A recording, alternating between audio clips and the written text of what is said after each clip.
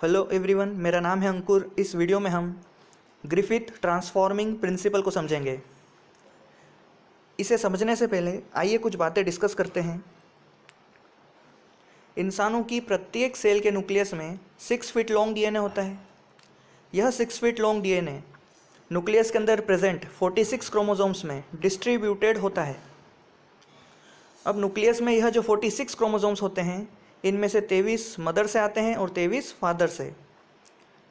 तो इस तरीके से डीएनए हमें क्रोमोसोम्स के रूप में पेरेंट्स से मिलता है। डीएनए की फंक्शन की बात करें तो डीएनए प्रोटीन्स बनाने की इंस्ट्रक्शंस रखता है। प्रोटीन्स राइबोसोम बनाते हैं, पर प्रोटीन बनाने की इंस्ट्रक्शंस डीएनए के अंदर होती है। अब प्रोटीन्स का क्या रोल है हमारे शरीर में, तो आप देख सकते हैं शरीर में होने वाली वेरियस बायोलॉजिकल रिएक्शंस में प्रोटीन हिस्सा लेता है। प्रोटीन्स कभी एंजाइम्स के रूप में काम करता है, कभी रिसेप्टर्स के रूप में काम करता है। चैपेरॉन्स प्रोटीन है, इम्यूनोग्लोबिन्स जो कि एंटीबॉडीज़ होती है, यह भी प्रोटीन्स है। तो इस तरीके से प्रोटीन्स वेरियस बायोलॉजिकल रिएक्शंस में हिस्सा लेता है और हमारे शरीर में अलग अलग फंक्शंस को परफॉर्म करता है। प्रोटीन्स हमारे शरीर में ट्रेट्स को भी डिसाइड करता है।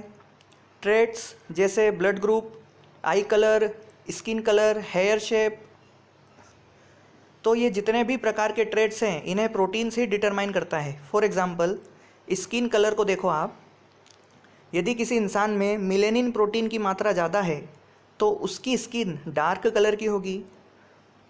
किसी दूसरे इंसान में मिलेनिन प्रोटीन यदि कम है तो उसकी स्किन लाइट कलर की होगी।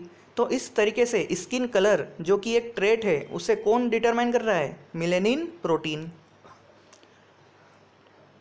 उसी प्रकार से एक और ट्रेट का एग्जांपल देता हूँ मैं आपको, ब्लड ग्रुप का। देखिए, किसी इंसान का ब्लड ग्रुप जब आपको पता लगाना होता है तो हम उस इंसान की आरबीसी के ऊपर प्रेजेंट ग्लाइकोप्रोटीन की स्टडी करते हैं, और वह ग्लाइकोप्रोटीन किस प्रकार का है उस आधार पे हम उस इंसान का ब्लड ग्रुप बताते हैं। तो यहाँ पर हो क्या रहा है? ग्लाइकोप्रोटीन ही ब्लड ग्रुप निर्धारित कर रहा है। तो यहाँ पर भी क्या हो रहा है? प्रोटीन ही ट्रेट को डिटरमाइन करता है। तो इस तरीके से हमारे अनेकों ट्रेट्स, ब्लड ग्रुप हो गया, आई कलर हो गया, स्किन कलर हो गया, हेयर शेप हो गया, ऐसे अनेकों ट्रेट्स को प्रोटीन डिटरमाइन करते हैं। वेरियस बायोलॉजिकल रिएक्शंस में प्रोटीन हिस्सा लेते हैं, और यह सभी प्रकार के प्रोटीन्स बनाने की इंस्ट्रक्शंस डीएनए के अंदर होती है। ठीक है, अब हमारे पास डीएनए हमारे पेरेंट्स से आया है, हम हमारे डीएनए को हमारे बच्चों में देंगे। ठीक है, अब जैसे ही हम हमारे डीएनए को हमारे बच्चों में देंगे तो वह प्रोटीन बनाने की इंस्ट्रक्शन अपने बच्चों में भी आ जाएगी। कैसे? हम हमारा डीएनए हमारे बच्चों को जब देंगे तो जब बच्चों के अंदर डीएनए आएगा तो प्रोटीन बनाने की इंस्ट्रक्शंस बच्चों में भी आ जाएगी। तो हम यूँ कह सकते हैं, इंस्ट्रक्शन को एक जनरेशन से दूसरी जनरेशन कौन ले जा रहा है? तो डीएनए ले जा रहा है। तो डीएनए वह मॉलिक्यूल होता है जो इंस्ट्रक्शन को एक जनरेशन से दूसरी जनरेशन ले जाता है। इसलिए ही हम डीएनए को जेनेटिक मटेरियल कहते हैं। तो अब तक आप जान चुके हो कि डीएनए ही वह मॉलिक्यूल है जो इंस्ट्रक्शंस को एक जनरेशन से दूसरी जनरेशन ले जाता है। अब हम बात करते हैं ग्रिफिथ ट्रांसफॉर्मिंग प्रिंसिपल की। ग्रिफिथ ने यह एक्सपेरिमेंट तब दिया था जब किसी को नहीं पता था कि इंस्ट्रक्शन एक जनरेशन से दूसरी जनरेशन कौन ले जाता है। आज आपको पता है कि वह डीएनए ले जाता है। तो ग्रिफिथ ने इस एक्सपेरिमेंट में क्या किया था, आइए देखते हैं। ग्रिफिथ ने अपने एक्सपेरिमेंट में एक तो चूहा लिया था और एक बैक्टीरिया लिया था। बैक्टीरिया का नाम है स्ट्रेप्टोकोकस न्यूमोनी। अब यह बैक्टीरिया जो है वह 2 प्रकार का लिया था। एक लिया था एस टाइप का, एक लिया था आर टाइप का। एस टाइप के बैक्टीरिया और आर टाइप के बैक्टीरिया में एक अंतर होता है। जो एस टाइप का बैक्टीरिया होता है उसकी सेल वॉल के बाहर पॉलीसेकेराइड की कवरिंग होती है, वहीं आर टाइप के बैक्टीरिया में इसकी सेल वॉल के बाहर पॉलीसेकेराइड की कवरिंग नहीं होती। यह अंतर है इन दोनों में। अब यह जो आर टाइप का बैक्टीरिया होता है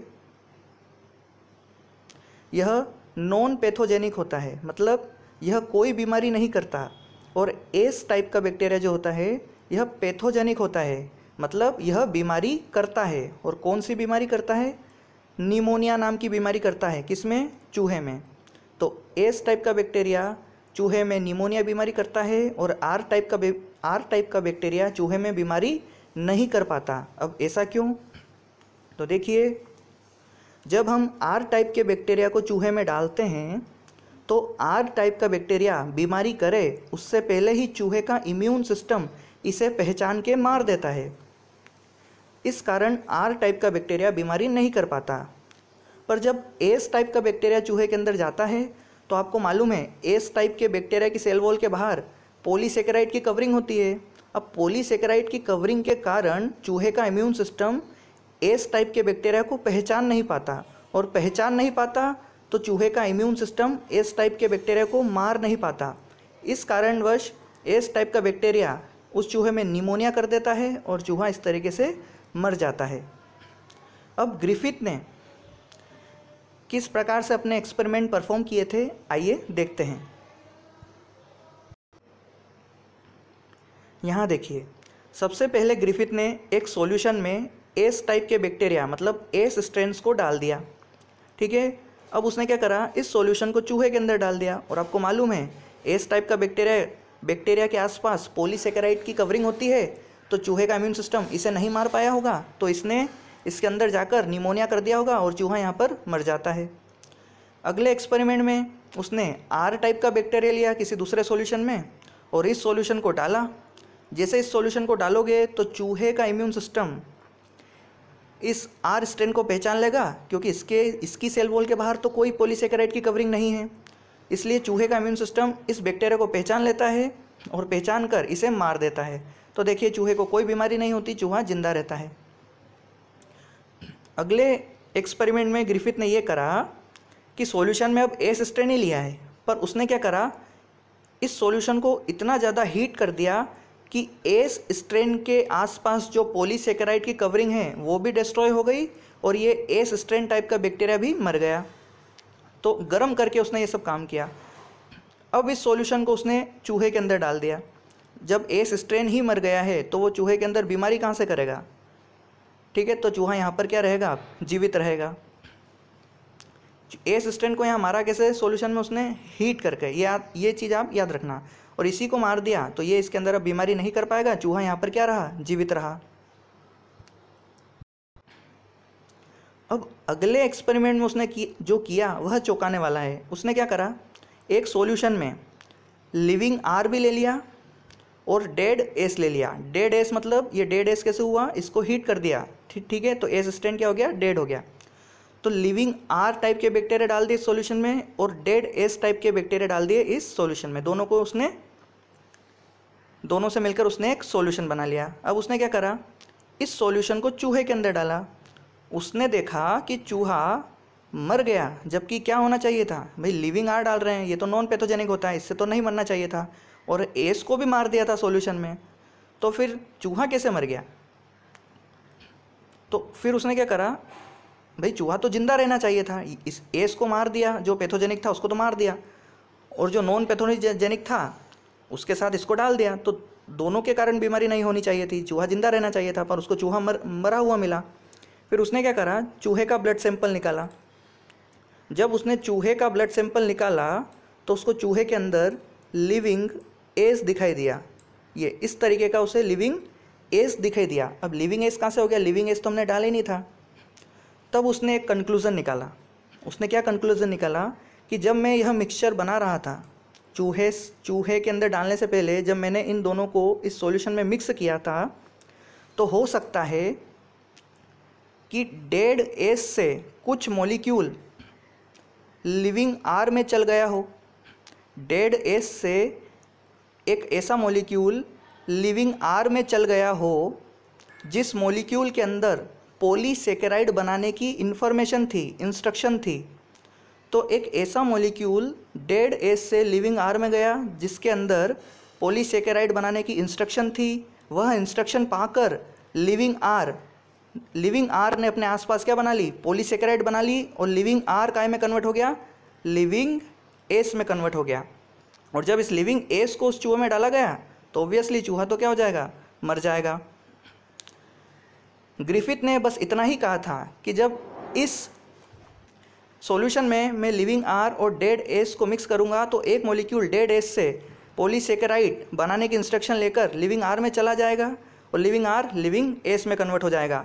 अब वह मॉलिक्यूल कौन सा था जो पॉलीसेकेराइड की इंस्ट्रक्शन लेकर लिविंग आर में गया होगा, यह तो ग्रिफिथ नहीं बता पाया। ग्रिफिथ ने बस इतना ही बताया था कि डेड एस से एक मॉलिक्यूल लिविंग आर में गया और उस मॉलिक्यूल में पॉलीसेकेराइड बनाने की इंस्ट्रक्शन थी। देखिए आज हमें पता है कि इंस्ट्रक्शन को कौन कैरी करता है, डीएनए कैरी करता है।